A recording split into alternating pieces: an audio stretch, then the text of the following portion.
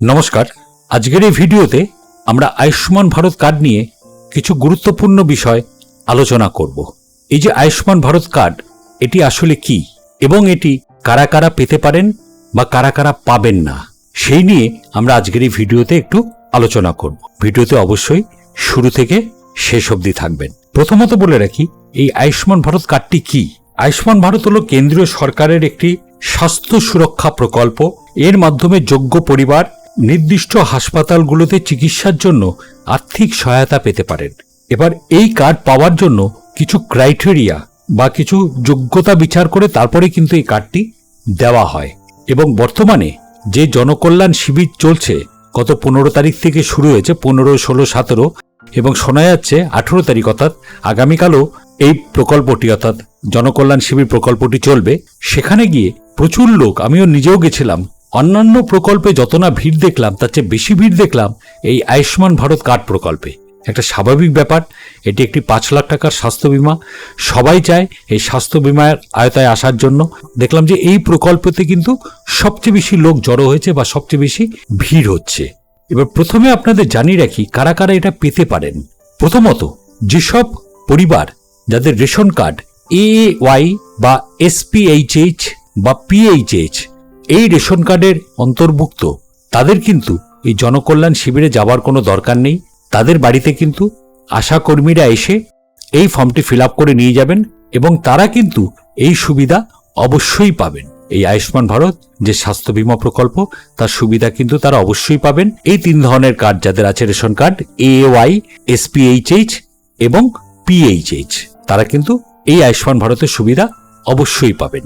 এবার চলে আসি যাদের রেশন কার্ড RKSY 1 বা RKSY 2, তাদের ক্ষেত্রে নির্ধারিত কিছু ক্রাইটেরিয়া আছে। আমি যেটা দেখলাম যে জনকল্যাণ শিবিরে RKSY 1 এবং RKSY 2 তাদেরই বেশি ফর্ম ওখান থেকে সংগ্রহ করে তারপরে তারা ওখানে ফর্মটি জমা দিচ্ছেন। সেটা জনকল্যাণ শিবিরে আয়ুষ্মান ভারতের এদেরই ফর্মটি নেওয়া হচ্ছে। বাদবাকি যে AAY, SPHH বা PHH তাদের এখানে আসার দরকার নেই, তাদের বাড়িতে আশাকর্মীরা গিয়ে ফর্ম ফিল আপ করে নেবে। এবার এই RKSY 1 বা RKSY 2 এই কার্ড হোল্ডার যারা, তাদের কিছু নির্ধারিত ক্রাইটেরিয়া আছে। এখানে যেরকম বলা আছে দেখুন, যে তাদের ফ্যামিলি ইনকাম 8 লাখ টাকার বেশি হতে পারবে না, আর কোনো মেম্বার ফ্যামিলিতে ইনকাম ট্যাক্স দেয় না, এরকম কোনো মেম্বার থাকলে তাহলে তারা পাবেন। যদি ইনকাম ট্যাক্স দেয় কোনো মেম্বার বা তাদের ফ্যামিলি ইনকাম 8 লাখ টাকার বেশি বাৎসরিক, তাহলে কিন্তু এই প্রকল্পের সুবিধা পাবেন না।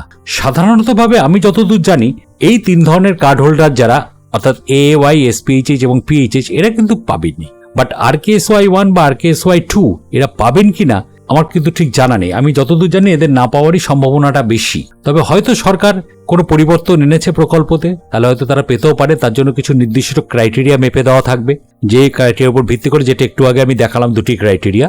এবার আসল কথা যেটা হলো সেটা হলো এই যে আয়ুষ্মান ভারত যে প্রকল্প, এই প্রকল্পে যারা অন্তর্ভুক্ত হতে চাইছেন তারা তো AAY, SPHH এবং PHH হলে তো কোনো অসুবিধা নেই, তারা তো এমনি অন্তর্ভুক্ত হয়ে যাবেন। আর RKSY 1 বা RKSY 2 এদের তো যোগ্যতা বিচার করে এদের ফর্ম দেখে তারপরে বিচার বিবেচনা হয়তো করা হবে। তবে আমার সরকারের কাছে একটি বিনীত অনুরোধ এবং মাননীয় মুখ্যমন্ত্রীর কাছেও একটি বিনীত অনুরোধ, যে এই আয়ুষ্মান ভারত যে স্বাস্থ্য বীমা প্রকল্প, এই কার্ডটি দেওয়ার আগে রেশন কার্ডগুলোকে কিন্তু একবার একটু যাচাই করে নেওয়া প্রয়োজন। কারণ আমার পরিচিত এমন অনেকে আছে যাদের AAY বা SPHH বা PHH এই ধরনের কার্ড থাকার কথা, তাদের কাছে কিন্তু রয়েছে RKSY 1 বা RKSY 2 কার্ড।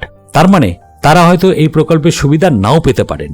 আবার যাদের কাছে RKSY 1 বা RKSY 2 কার্ড থাকার কথা, তারা AAY, SPHH এবং PHH কার্ড নিয়ে ঘুরে বেড়াচ্ছেন এবং দেখা যাচ্ছে যে তারা কিন্তু তাদের বাড়িতে কিন্তু 2 চাকা গাড়ি আছে বা কারোর বাড়িতে 4 চাকাও গাড়ি আছে, তাদের বাড়িতে AC রয়েছে, সবকিছু রয়েছে, তা সত্ত্বেও তাদের কাছে কিন্তু এই অন্তর্দয় কার্ড বা SPHH কার্ড বা PHH কার্ড, এই ছোট যে কার্ডগুলি সেগুলি কিন্তু রয়েছে।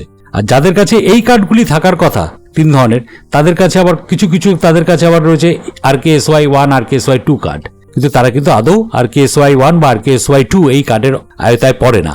তাই জন্য আমার একটু বিনীত অনুরোধ, আপনারা আগে রেশন কার্ডটি যাচাই করে নিন যে সঠিক ব্যক্তিদের কাছে সঠিক রেশন কার্ড আছে কিনা, তারপর এই কার্ডটি আপনারা যোগ্য ব্যক্তিদের হাতে পৌঁছে দিন। যারা যোগ্য তারাই পাক, আমিও সেটা চাই, কিন্তু অযোগ্য ব্যক্তিরা যাতে না পায়, এরকম অনেকে আছে এরকম কার্ড নিয়ে ঘুরে বেড়াচ্ছেন যাদের কিন্তু এই 5 লাখ টাকা স্বাস্থ্য বিমার কোনো প্রয়োজন নেই, তা সত্ত্বেও তাদের কাছে ছোট ছোট সব কার্ড রয়েছে। আর যাদের এই স্বাস্থ্য বিমার দরকার রয়েছে তাদের কাছে রয়েছে RKSY1 বা RKSY2 কার্ড। আপনারাও যদি আমার সঙ্গে একমত হন তাহলে অবশ্যই কমেন্ট করে জানিয়ে দেবেন। এবার যাদের ফ্যামিলিতে 70 বছর বা তার বেশি বয়সী কেউ রয়েছেন তারা কিন্তু অটোমেটিক এই কার্ডে অন্তর্ভুক্ত হয়ে যাবেন।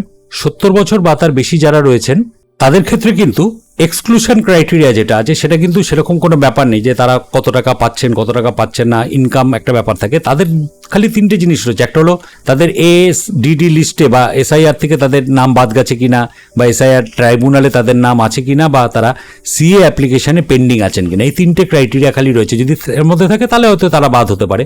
এছাড়া কিন্তু 70 বছর বা তার বেশি বয়স যাদের তারা কিন্তু এই কার্ডটি পেয়ে যাবে, সে যে ফ্যামিলির হোক না কেন, সে যে কার্ড হোল্ডারই হোক না কেন। কিন্তু সাধারণ যারা 70 বছরের কম তাদের ক্ষেত্রে কিন্তু যোগ্যতা যাচাই করে তারপরে এই কার্ডটি দেওয়া হবে। কিন্তু অনেকেই আছেন যাদের কাছে একটু আগে বললাম এই ধরনের কার্ড 3 ধরনের কার্ড রয়েছে কিন্তু থাকার কথা অরিজিনালি RKSY1 বা RKSY2 কার্ড, তারাও কিন্তু অযথা এই প্রকল্পের সুবিধা পেয়ে যাবেন। আর যারা এই প্রকল্পের সুবিধা অরিজিনালি পাওয়ার কথা তারা আবার এই প্রকল্প থেকে বঞ্চিত হয়ে যাবেন। আশা করি ভিডিওটি আপনাদের প্রত্যেকেরই কাজে লাগবে।